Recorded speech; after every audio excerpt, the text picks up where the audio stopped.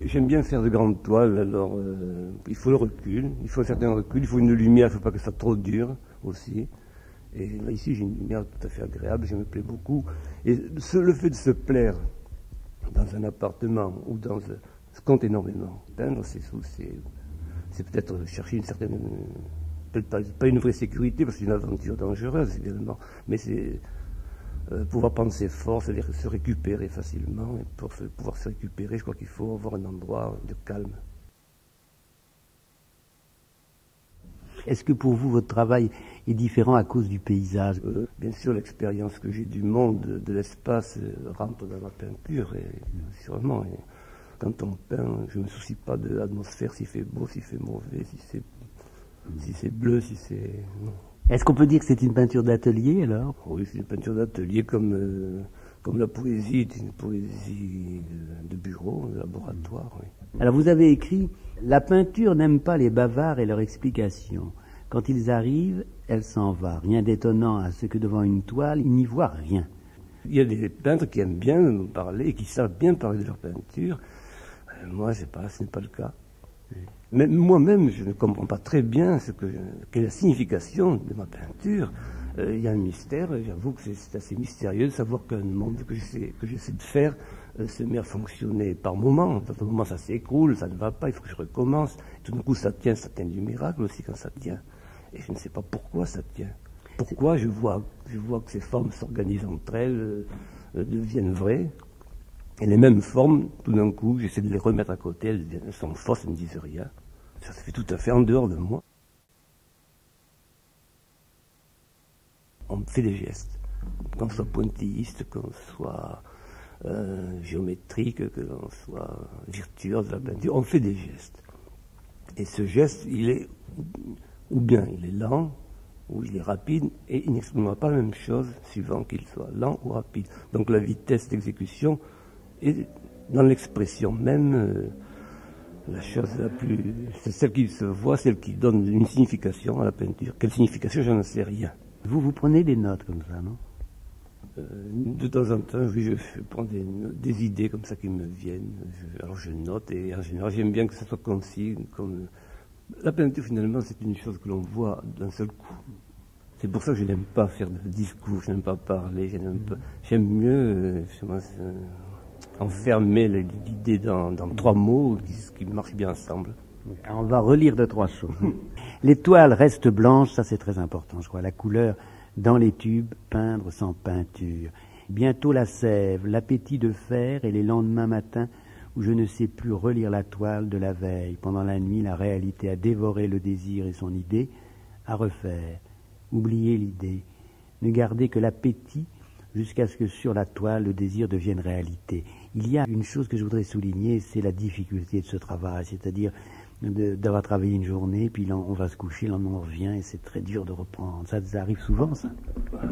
Oui, ça arrive souvent, et on n'est pas content, et quand on n'est pas content, il faut ou bien s'aller se balader, ou bien s'acharner à travailler, recommencer, peindre. Mais il faut être un peu masochiste pour être artiste. Il faut aimer un petit peu de souffrance, mais des fois même, il faut être très fort pour la supporter. La voix d'André, on sent un peu l'accent du midi. C'est comme ça que je reconnais, parce que je ne reconnais pas. C'est marrant que je reconnaisse la voix des autres personnes, même de type qu'il a interviewé, et que sa voix, je ne la reconnais pas. Sa voix m'est étrangère, enfin, pas tout à fait, ça dépend. Au bout d'un moment, quand il parle un bon moment, là je comprends, mais par rapport à d'autres choses, non. C'est très curieux, ça. Une fois, je prenais le bus de 68 et j'ai aperçu André qui marchait boulevard Raspail. Et il se dégageait, franchement, de cette démarche, une telle noblesse, une telle liberté. Bon, que c'était éclatant, ça. Et donc, bon, l'attachement à Marfin, il associe un peu cet attachement très fort à une personne et puis à la peinture. Et évidemment, cette image de l'homme qui marche si droit, comme ça, si bien dans sa peau quand même. et sans écraser personne, avec justement une grand respect. Ça cadre tellement bien avec ce qu'il a fait en peinture. Les deux choses se répondent tellement, très simplement. C'est pas pour dire qu'il faut toujours rechercher l'homme derrière la peinture, mais là, c'est tout simple. On voit des grandes plages noires, peintes avec beaucoup à la fois de retenue et de liberté, et puis des grandes verticales, une peinture qui se tient très droit, et un homme qui se tient très droit. C'est très simple. C'était sa peinture et ça a toujours été sa peinture, hein, de toute façon. Quand même. Ouais, ça a toujours été sa vie. T'as le sentiment de ça. Hein? T'as le sentiment de ça. Ah, je suis sûre. Enfin, peut-être j'ai ce sentiment.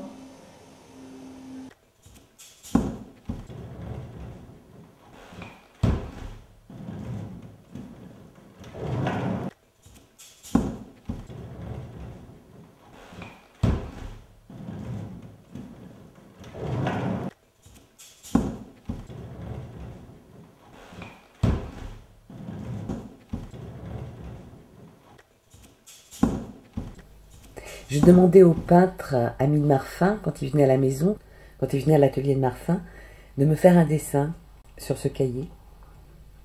Alors j'arrivais et je leur tendais le cahier. Tu vas voir. Vas-y. Je sais pas. Tu vas La voir. science, moi je suis pas science, je connais rien. Travaux, pratiques, ça, oui, des ouvriers. Prix de l'été, oh il y a un prix aussi. Ça c'est la main, Marfin. Mais je le connais, André. Oui. Oui. Est-ce qu'il est encore là? Ah non. Il est mort? Oui, Oui. il est décédé et c'est mon papa. C'est mon père. C'est votre père? Oui. Mais il est mort très jeune, hein? Oui, il est mort très jeune. Il est Parce mort. que moi j'étais à l'école de Posage, je suis venu ici, à la Lame, je l'ai connu, André. Il est très très gentil. On travaillait beaucoup. C'était tout ça, c'était une tendance de nouvelles choses. Alors il faut donner une confiance. Oui. Alors c'est, Oui. par exemple, il fait ça. C'est une aventure.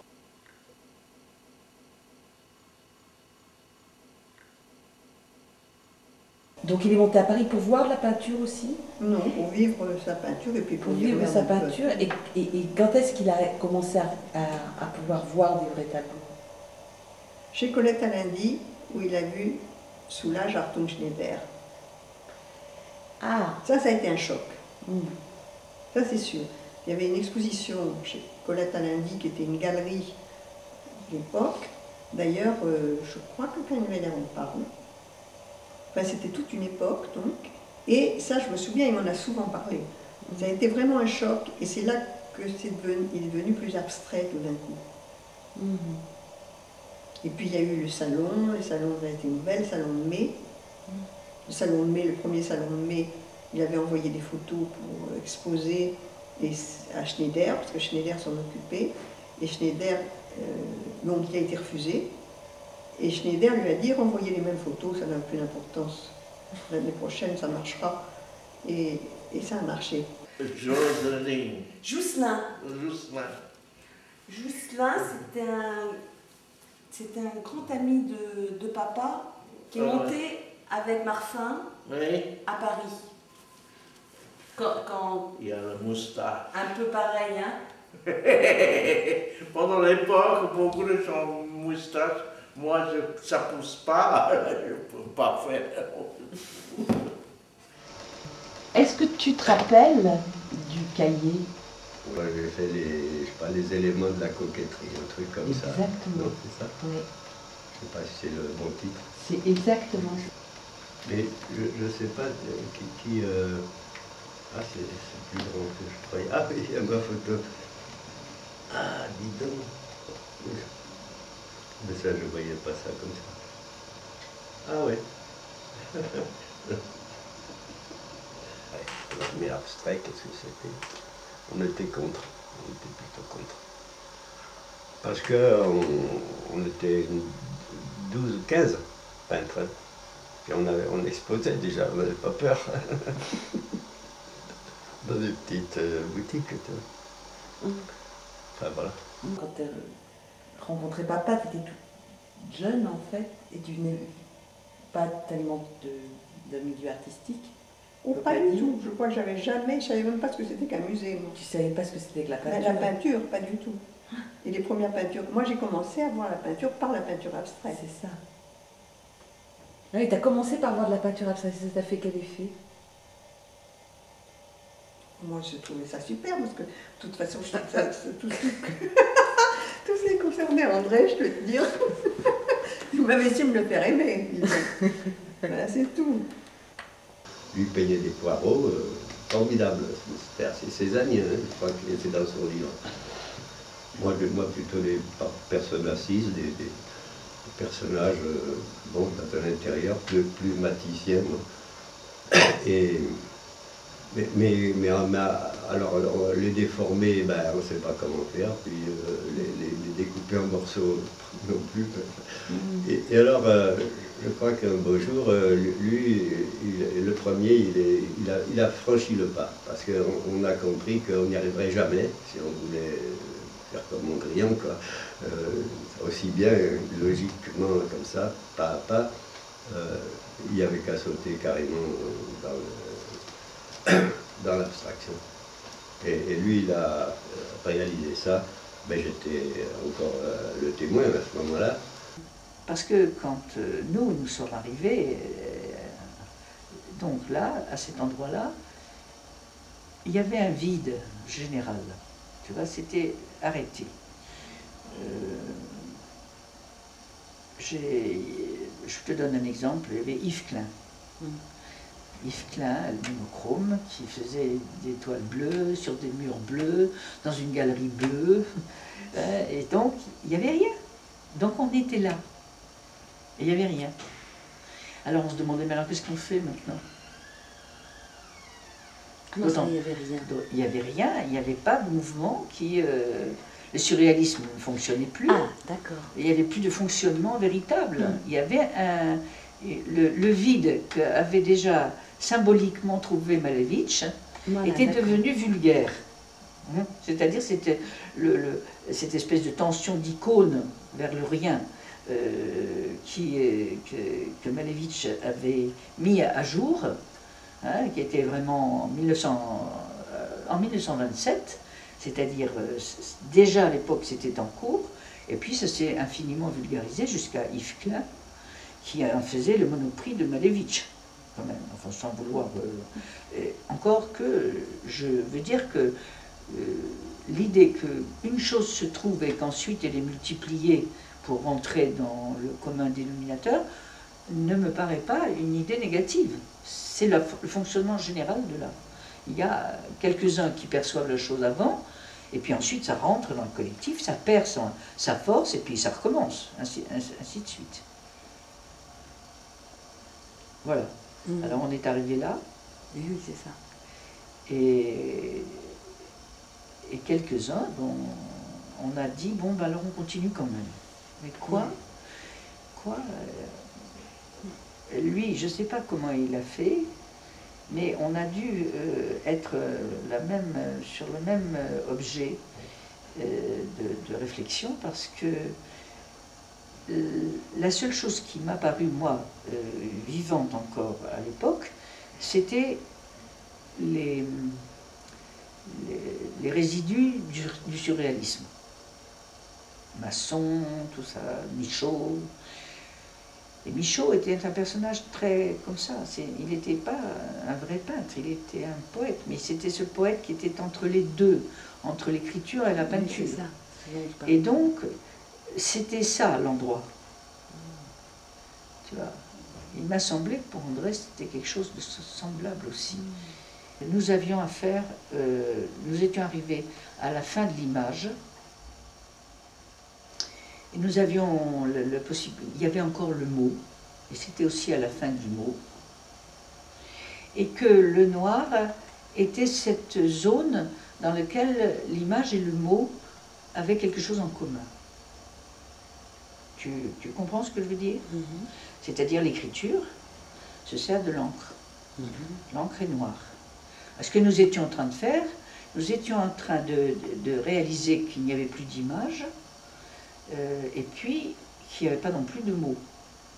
Alors il restait que la matière première.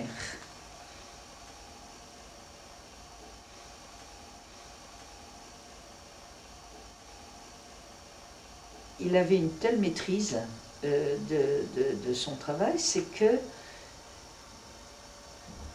il ne revenait pas souvent dessus. Il acceptait, et je suis sûre que quand même, il avait quelque chose d'espagnol. Tu vois, c'est-à-dire, pour moi, les Espagnols, c'est les gens qui ont inventé quelque chose qui s'appelle jugarse entera, entero. Ça veut dire se jouer entièrement. Il ne revenait pas sur ces choses. Il se jouait entièrement. Ce que je ne savais pas faire, moi. Je me jouais précautionneusement. Je ne suis pas espagnole.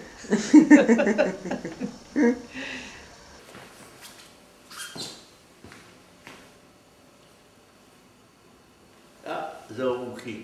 Ah, tu connais?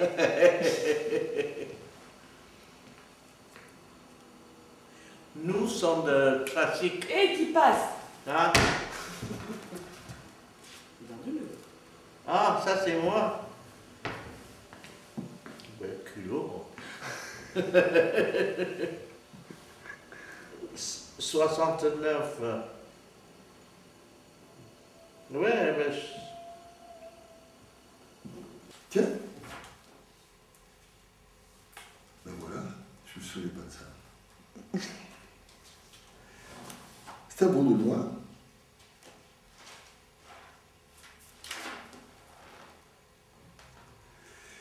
Il n'y a pas de date.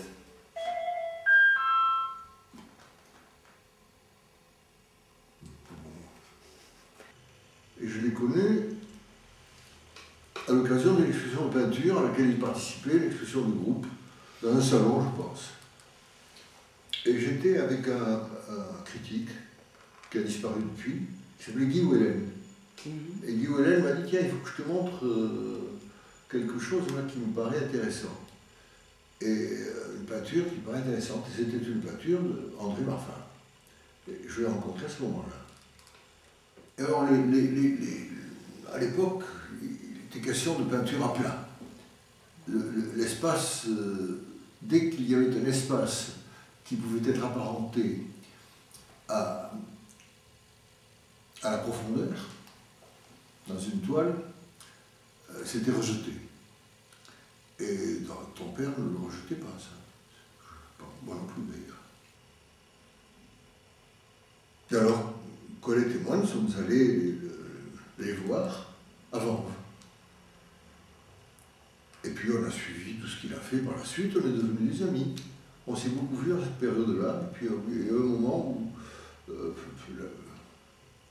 les relations se sont espacées. Ben, si tu veux, tu vois, je trouve que ce qui est bien, c'est de pouvoir, avec les peintres, pouvoir faire des choses ensemble, pouvoir... C'est ça qui manque maintenant, tu vois, c'est chacun dans son coin, chacun... Il n'y a pas beaucoup de communication. Et à l'époque, il y avait une ouverture, tu vois, je pense que ce sont des peintres qui ont connu peut-être plus la difficulté de vivre, donc qui se réunissaient plus, tu vois, il y avait plus une entraide, Et c'est vrai qu'André, moi, je l'ai jamais vu travailler. À Paris, je l'ai jamais vu travailler. Je ne sais pas si quelqu'un l'a vu travailler, mais bon, j'ai vu des photos où il travaillait, donc je sais qu'il travaillait. Mais sinon, je pense que les moments qu'il préférait, c'était être assis avec le chat sur les genoux.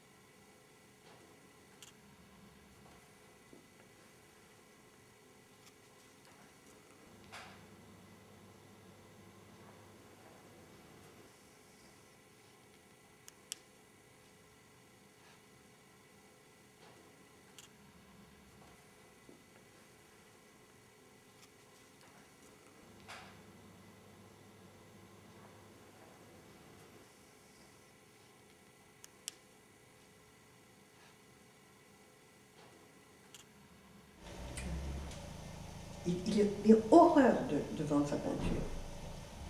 C'est comme si on lui arrachait les tripes, quoi, tu vois. Et moi, je sais, quelquefois, il me disait « Oh, mais si tu as besoin d'argent, hein, on peut vendre. T'en fais pas, je me débrouillerai. » J'ai pas besoin d'argent. C'est drôle, hein, ça. Oui, ça c'est drôle. Mais en même temps, il avait besoin d'argent. Oui, ben, bien sûr. Vous aviez quand même. Je veux te dire, on a toujours vécu de sa peinture. Hein? On a toujours vécu avec sa peinture. Hein. Il y a eu des moments un peu plus difficiles où finalement il y a eu des cours de gravure, des machins comme ça, mais c'est quand même des moments où la peinture marchait bien. Il y avait tous les peintres avaient des contrats, enfin tous les peintres. Un certain nombre. Il y avait beaucoup de galeries qui fonctionnaient bien. Puis ça s'est cassé la figure. Et voilà. Et c'est là que je trouve que Claude Bernard a été tout à fait sympathique. C'est que parce qu'il pleurait tout le temps, et qu'André lui a dit, ben écoute, hein, tu ne vas pas t'emmerder avec ma peinture. Ça, il a dit, bon, ben, comment tu vas faire? Il a dit, ben écoute, dans 6 mois, on arrête le contrat. Si vous deviez parler de l'homme, vous diriez quoi? Avec le temps. Très attachant, très sensible, plein d'humour, assez drôle, très subtil, avec une apparence, une volonté de montrer une bonhomie, mais avec une profondeur qu'il voulait cacher absolument. Ouais, une gravité même. Et il le cachait par une espèce par des, je dirais, des pirouettes. Ouais. Voilà. Bon, on va arrêter, mais pourquoi vous vous êtes séparés? Je suis incapable de vous répondre. Je sais pas. Mais il y avait en même temps que moi, il y avait la galerie Pollack, je suis sûr, qui a toujours une galerie Boulevard Haussmann. Oui. Jean Pollack. Oui. Et délicat, qu'est-ce que vous pensez de sa peinture? Ça vieillit admirablement, ça va prendre sa place dans l'histoire. Une qualité, un lyrisme, et on voit avec le recul que dans cette époque, ça a été un des peintres majeurs. Et en 60-61, Claude a décidé qu'il consacrait sa galerie à la sculpture uniquement. Il a donc largué Pouget, Marfin, et en gardant les tableaux, faisant pas de méchanceté, rien. Et tous les trois sont venus chez moi tout naturellement parce qu'ils ont rejoint leurs copains qui étaient Gillet, Doucet, Bitran, et puis les Cobras. C'était tout naturel. C'était la galerie avec Craven à l'époque où ce genre de peinture se retrouvait. Donc André est venu, la première exposition j'avais des tableaux bien avant, mais la première exposition c'est en 62, encore dans la petite galerie. Et puis à partir de là, il a toujours exposé chez moi jusqu'à la fin de scène. Et tu allais plusieurs fois par an dans l'atelier ou tu oui. Régulièrement? Oui. Je sais pas, moi, entre la rue Val-de-Grâce, Henri Barbus. Henri Barbus, ben si, j'y allais 3-4 fois par an, et quelquefois plus, parce que ta mère nous invitait à dîner, puis il y avait les copains, il y avait des... puis, en tout cas, avant chaque exposition, j'allais choisir les tableaux, avec André, naturellement. Et je n'ai jamais eu de problème avec ton père, parce que ça avançait, et j'ai trouvé absolument exactement ce que je cherchais, c'est-à-dire que ce voyage vers de plus en plus simple, vers de plus en plus contenu, de plus en plus mystérieux, et ça me convenait complètement. Je n'ai jamais eu de problème esthétique avec le travail d'André. Jamais. Et, bon, quand je choisissais des tableaux, je choisissais comme toujours, en fonction de la galerie. Quelquefois, il y avait 5-6 tableaux qu'il adorait, qui étaient les tout derniers, comme presque tous les peintres. Bon, je ne les mettais pas tous les 5-6, parce que pour les expositions à la galerie, il fallait qu'il y ait une variante. Il on aurait pu faire des expositions avec, quand il était Villa Paulette, avec les 12 tableaux qu'il avait fait dans l'été. Mais bon, comme les expositions c'était à peu près tous les 3 ans, il fallait un peu montrer tout ce qui s'était passé, plus ou moins.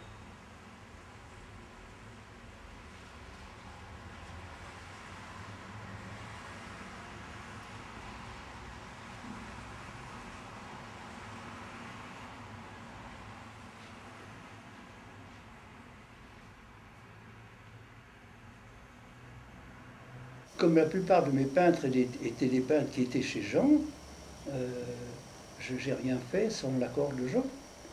Et notamment, j'ai fait une exposition surtout d'œuvres sur papier, uniquement d'œuvres sur papier, de Doucet, de Gillet et de Marfin. Ah, mais tu vas faire un vernissage? Je dis, ben oui, bien sûr, on fait toujours des vernissages, des expositions. Ah bon? Tu as vraiment besoin que je sois là? Ben, je dis oui, ça me paraît normal. En général, les peintres assistent au vernissage de leurs expositions. Ah oui, tu sais, j'aime pas beaucoup ça. Enfin, alors j'ai insisté, il a fini par me dire, bon, ben, pour te faire plaisir, je viendrai. Mais c'était vraiment un peu par amitié, un peu forcé qu'il a accepté de venir au vernissage de son exposition. Alors j'ai à la fois remercié et puis été content qu'il accepte, ce que je trouvais quand même tout à fait normal. Mais si tu veux, c'est un peu c'est pas un défaut, mais c'est un trait de caractère de ton père, d'être d'une telle discrétion et n'aimant pas les honneurs, étant un peu timide, de ne pas aimer assister à des choses qui auraient dû le remplir de joie, qui le remplissaient de joie d'ailleurs, mais qui n'aimait pas montrer, qui n'aimait pas les compliments. La première exposition de Marfin, on avait à ce moment-là pour l'exposition je prenais, parce que ça coûtait moins cher, des cadres standards, et on avait fait un choix donc à l'atelier, c'était une exposition d'œuvres sur papier, de la vie. Et on avait choisi davantage que ce qu'il fallait pour l'exposition, pour sur place, dans la galerie, faire le choix définitif de l'accrochage. Et donc on mettait sous verre au fur et à mesure qu'on était vraiment sûr, lui et moi, de ce qu'on allait accrocher, on mettait sous verre. Et c'était une expérience absolument terrible, parce qu'au fur et à mesure qu'on hésitait entre 2 papiers, on en choisissait un en se disant, bon, c'est celui-là qu'on va mettre. Clac, il déchirait l'autre, immédiatement. C'était un jeu de massacre, c'était terrible. Et quelquefois on voit des toiles même que lui a détruites, on se demande pourquoi, hein. Il en a gardé certains et pas d'autres. Ceci dit, il savait très très bien les toiles qui étaient importantes ou pas.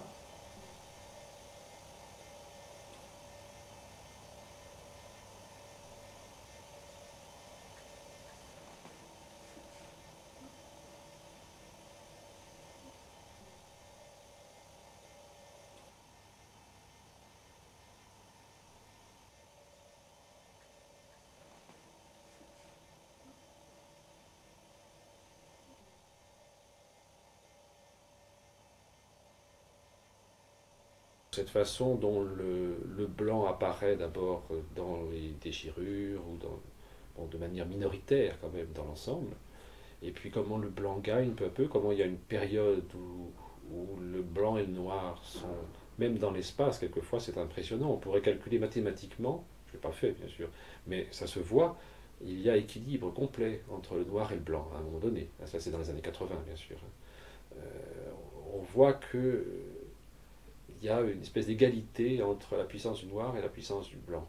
Et puis il y a souvent, c'est pas vraiment un signe, mais il y a un geste qui est lancé près du noir, qui en sort, qui est lancé dans l'espace blanc, qui vient encore comme une espèce de geste un peu conquérant, disons, dans le blanc.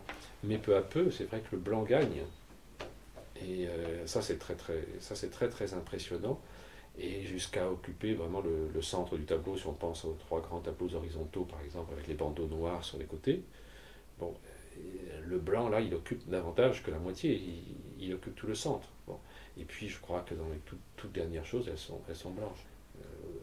tout à fait d'un dernier temps. Il disait qu'il ne voyait pas comment continuer, qu'il devrait faire autre chose que la peinture, ce qui nous paraissait complètement hallucinant.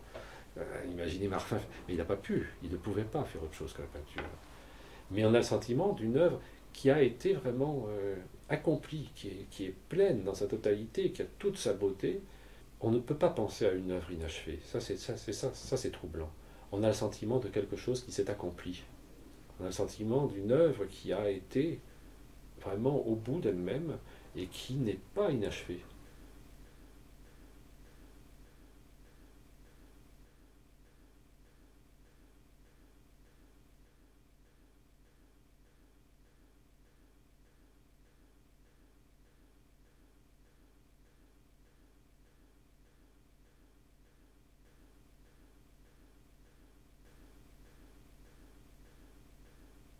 J'ai eu une conversation téléphonique avec André, imprévue. Je ne me souviens pas qu'on ait tellement eu des longues conversations au téléphone. Et je ne sais pas comment ça s'est fait, mais à un moment donné, je ne sais pas à quoi il a répondu, mais il s'est presque mis en colère, et en disant, de toute façon, je fais ma peinture pour dire non, parce que je ne suis pas d'accord. Je ne suis pas d'accord avec cette société, je ne suis pas d'accord avec la façon dont ce monde est organisé, je ne suis pas d'accord.